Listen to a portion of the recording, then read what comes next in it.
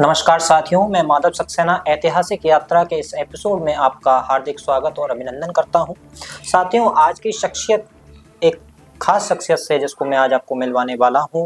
यह जो शख्सियत हैं ये बिलोंग करते हैं चित्रकूट धाम से, जो कि भगवान राम जहां पर लगभग 11 वर्ष 6 माह तक रहे थे सीता जी और अपने भाई अनुज भाई लक्ष्मण जी के साथ। उन्होंने वहाँ पर अपना काफ़ी जीवन का समय व्यतीत किया था वनवास काल के दौरान। और वहीं चित्रकूट धाम से आज हमारे साथ मौजूद हैं एक खास शख्सियत। आइए जानते हैं, उनसे मुलाकात करते हैं। नमस्कार सर, बहुत बहुत स्वागत है आपका एबीपी इंडिया न्यूज़ पर। आपको भी नमस्कार। मैं राकेश शुक्ला, चित्रकूट जनपद मेरा जन्म स्थल है और मैं यहाँ संभल में इस समय अभियोजन अधिकारी के रूप में जिला न्यायालय संभल में कार्यरत हूँ।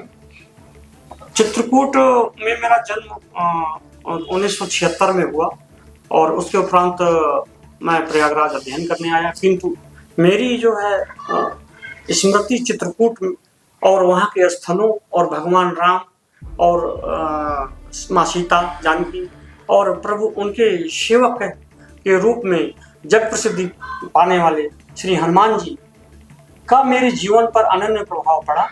उसी के संदर्भ में मैं आपसे आज मुखातिब हूँ। बहुत बहुत धन्यवाद शुक्ला जी आपका। तो शुक्ला जी, जिस प्रकार से श्री रामचरितमानस में बहुत सारे अध्याय हैं, तो सबसे सुंदर जो कांड है, जैसा कि सुंदर कांड जो होता है, तो उसका वो इतना मैं थोड़ा सा इसके विषय में आज से आपसे जानना चाहूँगा कि वो आपने जैसा कि बताया कि बहुत ज़्यादा विशिष्ट है श्री रामचरितमानस का, जैसा कि आपने अध्ययन किया है। बहुत सारे लोग भी धार्मिक दृष्टि से और बहुत कुछ है श्री रामचरितमानस के अंदर सीखने के लिए। तो सबसे ज़्यादा जो इसमें जैसे बाल कांड भी है, उत्तर कांड भी है और सुंदर कांड भी है, तो सबसे ज़्यादा जो है विशिष्ट कांड जो है आपको कौन सा अच्छा लगता है? महाकवि तुलसीदास जी ने रामचरितमानस की रचना की और ये 7 कांडों में विभक्त है। सभी कांड भगवान राम के या किसी स्थल से, किसी व्यक्ति के या समय के अनुकूल संज्ञा से अभिहित किए गए हैं, परंतु सुंदर कांड एक ऐसा कांड है जो किसी स्थल, किसी व्यक्ति या किसी घटना से, बल्कि इसमें संपूर्ण मानस के अनिवार्य तत्वों का इसमें समावेश है, जो यह प्रेरणा देता है कि कैसे एक मानव को, एक मनुष्य को सफल जीवन जीने के लिए इससे मार्गदर्शन, इससे प्रेरणा लेनी चाहिए। तो सुंदर कांड में ऐसा क्या विशिष्ट है कि जो इसको इतना प्रेरणादायक बनाता है? सर्वप्रथम मैं सुंदर कांड को अक्षरों से ही व्यक्त करना चाहूंगा। सुंदर कांड में पहला जो अक्षर आता है वो श है। श का अर्थ है सुव्यवस्थित जीवन। उसके उपरांत इसमें न्यायशीलता, प्रभु राम की न्यायशीलता और पूरे समाज के प्रति, अपने शत्रु के प्रति। और इसके बाद द अक्षर आता है। द अक्षर दयाशीलता, संवेदनशीलता। इसके उपरांत रा आता है। रा रचनात्मक दृष्टिकोण। प्रभु श्री राम का पूरे समाज के प्रति रचनात्मक दृष्टिकोण रहा, वह चाहे वनवासी के रूप में रहे हों या राजा के रूप में रहे हों, उन्होंने हमेशा जो है एक आदर्श प्रस्तुत किया। इसके उपरांत कांड में का आता है। का अर्थ है कर्तव्य पथ पर चलते रहना और डा का अर्थ है बिना भयभीत हुए, बिना डरे हुए जीवन को सफल बनाना जी। इस तरह सुंदर कांड एक विशिष्ट शब्दावली को, एक विशिष्ट भाव को अपने आप में समेटे हुए। तो इस प्रकार अक्षर वाइज आपने इसका पूर्ण रूप से, जिसको हम विस्तृत कह सकते हैं, वो इस तरीके से सुंदर कांड के अंदर जिस प्रकार से सुंदर भी है और उस तरीके से भगवान श्री राम से हम किस प्रकार जीवन में प्रेरणा ले सकते हैं, वो आपने बड़े ही सुंदर ढंग से अपनी बात ये रखी। तो अब अगला थोड़ा सा विषय में पढ़ना चाहूँगा कि ये सुंदर कांड में इतना मानव जीवन में क्या महत्व है आपकी दृष्टि में? सुंदर कांड का प्रथम दोहा हनुमान जी की इस संकल्पना से शुरू होता है, राम काज कीन्हे मुनि मोहि कहाँ विश्राम। अर्थात अगर आपने कोई लक्ष्य सिद्ध कर लिया, लक्ष्य व्यवस्थित कर लिया है, अपना गोल सेट कर लिया है, तो जब तक उसकी उपलब्धि ना हो जाए, अपने संकल्प की सिद्धि ना हो जाए, तब तक नहीं रुकना चाहिए। श्री हनुमान जी हमें यही प्रेरणा देते हैं कि राम काज कीन्हे मुनि मोहि कहाँ विश्राम। इसलिए हमें इस संकल्प को अपने जीवन में भी उतारने की कोशिश करनी चाहिए और जब तक सिद्धि ना हो जाए हमें अनवरत रूप से चलते रहना चाहिए। जी जी, बहुत से महापुरुषों ने अपने गोल को लेके, अपने उद्देश्य को लेके बहुत सारी बातें कही हैं, लेकिन इस सुंदरकांड में, श्री रामचरितमानस में जिस तरीके से हनुमान जी ने जो अपना प्रस्तुत किया है कि उनका लक्ष्य था कि सीता माता का पता लगाना, और जब तक उस लक्ष्य की प्राप्ति नहीं हुई उसके अनवरत रूप से वो उसको लिए प्रयास करते रहे, अपने जो भी उनके सामर्थ्य था उसके सामर्थ्य के बल पर उन्होंने उसको पाने का पूरा प्रयास किया, और अंत में उसको सीता माता की खोज कर भगवान श्री राम को उसका पता भी दिया था। इसमें थोड़ी सी और बढ़ते हैं, सामाजिक एवं आर्थिक दृष्टि से अगर हम बात करें कि मानव जीवन में सुंदरकांड का क्या महत्व है, थोड़ा उससे भी इसका सामाजिक प्रतिबिंब इस रूप में दिखाई पड़ता है कि जब प्रभु श्री राम की श्री हनुमान जी के माध्यम से उनके मित्र सुग्रीव से दोस्ती हो जाती, मित्रता हो जाती है, तब वह उसे अपना पूरा परिवार मान लेते हैं, उनकी सारी समस्याओं को अपना मान लेते हैं और उनको सखा कहकर संबोधित करते हैं। बानर भालुओं को अपना सखा कहना यह सामाजिक समरसता का प्रतीक है जी। और इसके उपरांत जो प्रभु श्री राम ने सुग्रीव को, बानरराज सुग्रीव को वचन दिया था कि मैं तुम्हारे भाई का वध करूंगा और तुम्हें किष्किंधा का राजा बनाऊंगा, उसकी पूर्ति की। और उसके उपरांत हनुमान जी और उनकी जो और सेना थी सुग्रीव की, वह जब लंका गई माँ सीता की खोज हेतु, और जब वह वापस लौटी तो भगवान राम ने अपने को विनयी भाव, अपने को बिल्कुल उस निम्न स्तर क्या कहूँ कि सेवक भाव से कहा कि मैं आपका हमेशा ऋणी रहूंगा। यह एक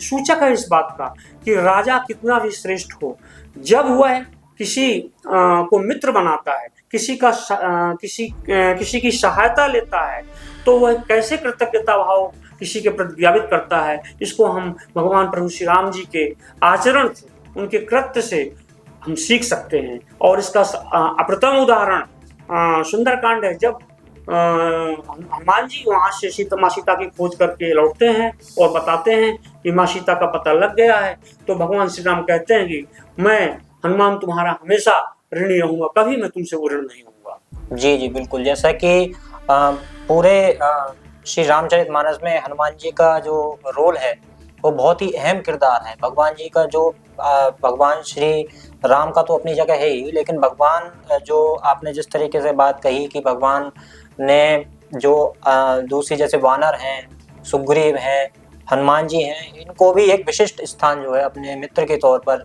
जो है दिया था, उनका विशिष्ट। तो जीवन में सफल होने के लिए जैसे हम बात करें तो श्री रामचरितमानस से अगर सीखने के लिए, अगर हमें सफलता की ओर आगे बढ़ना है, तो श्री रामचरितमानस में ऐसे बहुत से जो है लोगों का अलग अलग नजरिए से देखते हैं, लेकिन जो हमारा जो धार्मिक ग्रंथ है श्री रामचरितमानस है, श्रीमद् भगवत गीता है, तो श्री रामचरितमानस में जैसे कि आज हम बात कर रहे हैं, तो जीवन में सफल होने के लिए ऐसे कौन से सूत्र हैं जो आप हमें आज देना चाहेंगे श्री रामचरितमानस से?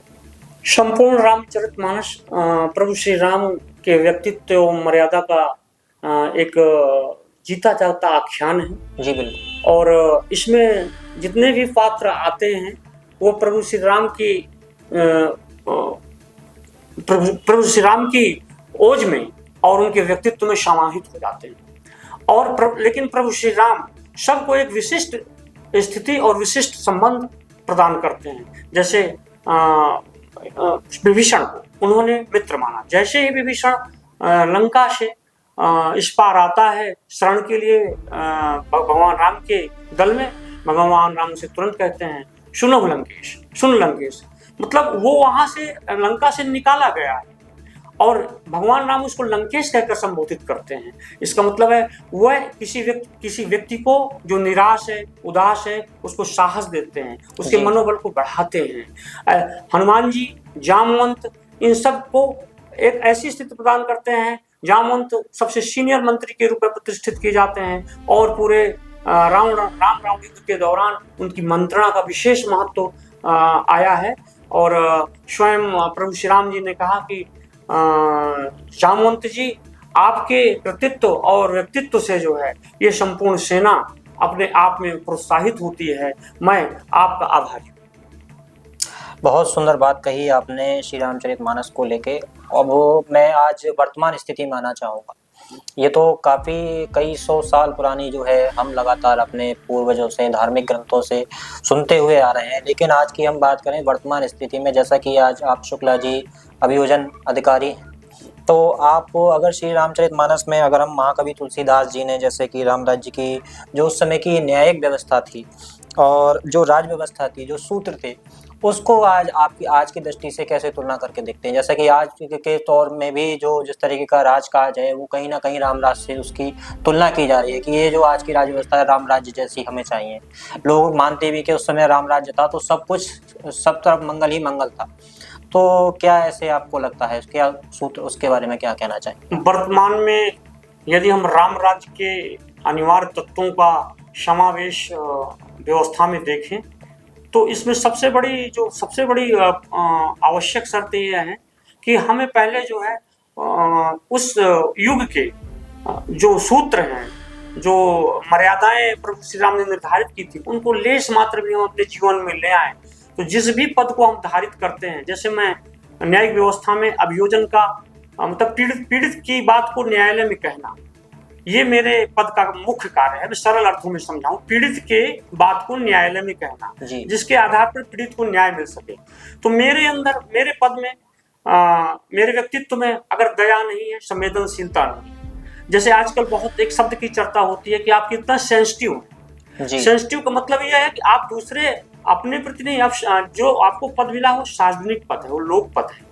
अगर आप उस पद के कर्तव्यों के प्रति सेंसिटिव नहीं है, आपके कार्यों से प्रभावित होने वाले लोगों के प्रति सेंसिटिव नहीं है, तो पूरी व्यवस्था फेल्योर हो जाएगी। अतः व्यवस्था को राम राज्य में परिवर्तित करने के लिए सबसे बड़ा सूत्र है कि आप स्वयं सेंसिटिव बने, संवेदनशील बने। दया, क्षमा आदि गुण अगर आपके अंदर नहीं है तो सारी व्यवस्था में काम करते हुए आप एक यंत्र बनकर रह जाएंगे, उसका कोई सकारात्मक परिणाम नहीं आएगा। अतः सबसे बड़ा जो सूत्र मिलता है कि आप संवेदनशील बने और आपकी जो कार्यशैली हो वह दूसरों के दुखों के निवारण की। भगवान राम कहते हैं पर पीड़ा सम नहीं अधमाई, दूसरों की पीड़ा को दूर करने से बड़ा जो है सुख और कर्तव्य कोई नहीं। तो जो रामचरितमानस का सबसे बड़ा सूत्र वर्तमान में राज व्यवस्था के लिए है वो यह है कि राज व्यवस्था में आए हुए व्यक्ति किसी भी पद को धारित करते हो, चाहे उच्च पद हो, वो उसके प्रति वर्णित कर्तव्यों को अपने व्यक्तित्व में ग्रहण करें और संवेदनशीलता से उसके कर्तव्यों का निर्वहन करें। शुक्ला जी से इसी क्रम में आगे बढ़ के जानना चाहूंगा कि जीवन प्रबंधन के बारे में जो श्री रामचरितमानस है किस प्रकार से उसमें दिया गया है, किस प्रकार से क्या क्या हम उसमें सीख सकते हैं? पूरे रामचरितमानस में सबसे महत्वपूर्ण प्रबंधक या सर्वश्रेष्ठ प्रबंधक या उत्तम प्रबंधक मैं श्री हनुमान जी को पाता हूँ। उनसे मैंने जीवन प्रबंध की कला सीखी और फिर मैंने सुंदरकांड के परिशीलन के उपरांत ये पाया कि लाइफ मैनेजमेंट के अगर सूत्र आपको खोजना है तो किसी और ग्रंथ में ना जाकर के सुंदरकांड में उसके सुस्पष्ट बीज और एलिमेंट्स मिलते हैं। जैसे भगवान श्री राम की पर ये तुलसीदास जी की अनुपम कृति में सुंदरकांड एक ऐसा पड़ाव है जिसने संपूर्ण मानस को एक नया कलेवर प्रदान किया। भगवान प्रभु श्री हनुमान रुद्र के 11वें अवतार माने जाते हैं। इसी क्रम में 11 सूत्र मैंने जो है सुंदरकांड से निकाले हैं, जिनको मैंने अपने तरीके से मॉडिफाई करके सेट किया है। पहला अवप्रेरणा, मोटिवेशन। हम हनुमान जी से मोटिवेशन सीख सकते हैं। मोटिवेशन कैसा? मोटिवेशन इस रूप में कि अपने कर्तव्यों को कैसे हमें कुशलता से पूर्ति करना है, कैसे उनको पूरा करना है। भगवत गीता में भगवान कृष्ण ने कहा है योग है कर्मश कौशलम, योग है कर्मश कौशलम, कर्म में कुशलता ही योग है।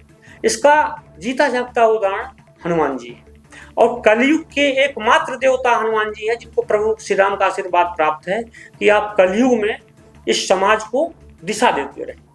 तो दिशा वो अपने कर्तव्य, अपने आचरण से और अपने कर्तव्य से, अपने जीवन से वो एक ऐसी सीमा रेखा खींच गए हैं कि अगर हम उसी सीमा रेखा पर चलते रहें तो हमारा जीवन धन्य हो जाएगा। अब प्रेरणा के बाद आती मंत्रणा। हनुमान जी इतने अच्छे प्रबंधक होते हुए भी कभी किसी मंत्रणा की, अपने साथियों की और अपने से श्रेष्ठ जनों की, अपने से बड़ों की, अपने छोटों की सलाह की उपेक्षा नहीं करते। जामवंत जी ने जब कहा हनुमान जी से कि आप जा सकते हैं और सीता की खोज करके लौट सकते हैं, तो उनकी मंत्रणा को हनुमान जी ने तुरंत महत्व दिया। उसके बाद प्रभु श्री राम ने जब उनको वहां भेजा जी, और वह श्री राम जी का संदेश लेके रावण के पास गए और रावण को सुनाया, और रावण उनकी बात से क्रोधित हुआ, तो उस हनुमान जी क्रोधित नहीं हुए, वह उसके बाद भी विनय पूर्वक उनकी बात सुनते रहे और समझाते रहे।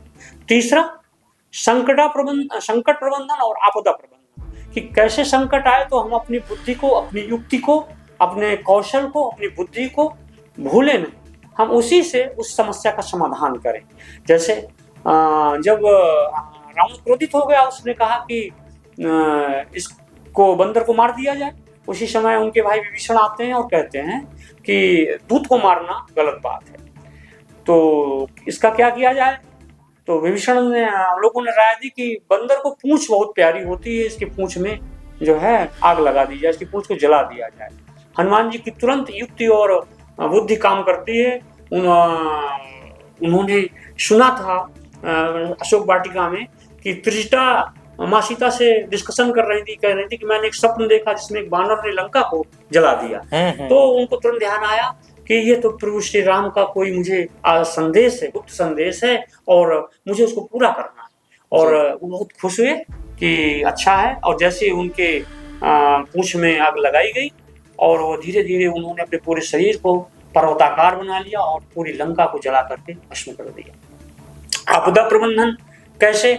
आपदा प्रबंधन का दूसरा सबसे सटीक उदाहरण, जब भगवान लक्ष्मण को मेघनाद ने शक्ति वेधित कर दिया और वो मूर्छित हो गए युद्ध स्थल पर, तो तुरंत विभीषण की राय पर वो सुषेण वैद्य को लेने लंका गए, वहां से लेकर के आए। उसकी राय पर वह संजीवनी बूटी लेने वहां से श्रीलंका की युद्ध स्थल से दूर हिमालय पर्वत तक आए। बीच में उन्हें तमाम प्रलोभन दिए गए कि आप विश्राम कर लीजिए, आप आराम कर लीजिए, आप थक गए हैं, लेकिन उन्होंने अपने मूल संकल्प रखा कि राम काज कीने मुनि मोहि कहाँ विश्राम, उस पर अडिग रूप से चलते रहे और उसको ला करके बूटी को और पुनर्नवजीवन भगवान लक्ष्मण को प्रदान किया।